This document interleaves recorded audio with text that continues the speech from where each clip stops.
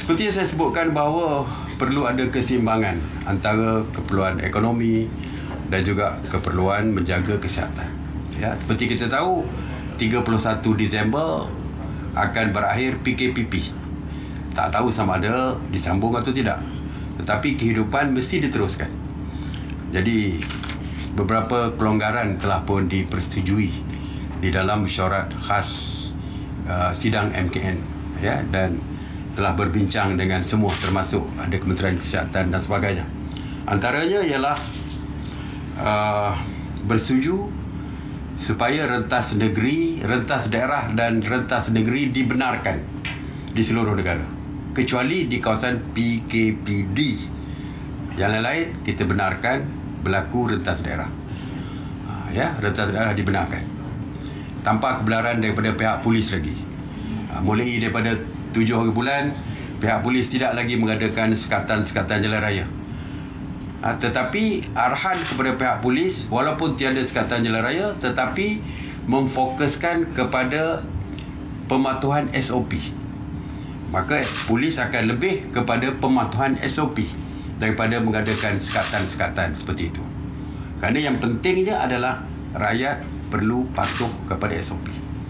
Ya, ini adalah satu cara untuk kita mengurangkan penularan COVID-19 ini. Jadi sebab itulah selepas ini polis di bawah Task Force Operasi Pematuhan akan berada di mana-mana untuk memastikan pematuhan SOP. Yang kedua, dari segi kenderaan, kita tidak lagi menghadkan jumlah di dalam kenderaan. Jumlah adalah berdasarkan kepada kapasiti tempat duduk. Kalau kereta biasa 4 tempat duduk, maka 4 lah. Kalau MPV ada 6 atau 7 untuk tempat duduk, 7 lah. Ianya berdasarkan kapasiti kenderaan tersebut. Kalau biasa duduk dengan keluarga 2 dan 3 di belakang, maka 5 lah tempat duduknya. Jadi, dan ianya tertakluk jugalah kepada undang-undang jalan raya lah. Kalau MPV setakat 7, kita tahu 10 orang mungkin akan ditahan oleh polis untuk kes lain, kes yang melibatkan road traffic ordinance.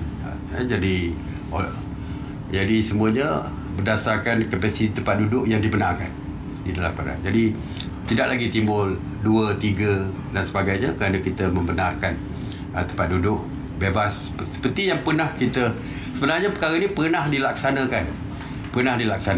Jadi seperti saya kata, kita slowly kita memberikan kelonggaran. Yang pentingnya adalah tanggungjawab kita sendiri. Kita yang jaga kita. Kita yang perlu jaga family kita. Dan saya kira vaksin yang terbaik untuk menangani COVID-19 adalah diri kita. Bagaimana kita menjaga dan mengawal kesihatan diri kita dan pematuhan SOP yang kita amalkan. Kalau kita dibenarkan pergi melancong sekalipun, maka kitalah yang perlu jaga keselamatan diri kita dan keluarga kita. Kalau kita kata kita nak melancong ke Langkawi contoh daripada Kuala Lumpur, kalau kita rasa perlu mengambil swab test, maka kita ambil swab test untuk mengetahui status kita supaya kita tidak menjangkiti orang lain. Itu adalah tanggungjawab kita. Bukan merupakan arahan daripada kerajaan. Kita tidak katakan bahawa untuk fly ke Langkawi mesti ada swab test, tidak ada.